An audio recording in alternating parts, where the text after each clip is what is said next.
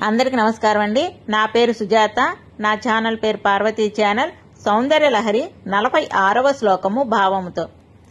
లలాటం లావణ్య ధృతి విమల మాభాతి తవయత్ ద్వితీయం తన్మన్యే మకుటఘటితం చంద్రశకలం విపర్యాసన్యాస దుభయమపి సంభూయ చ మిదః సుధలేపస్యూతి పరిణమతి రాకా హిమకరః. భావము: అమ్మా, నీ నుదురు నిగనిగ కాంతితో నిర్మలంగా ప్రకాశిస్తున్నది.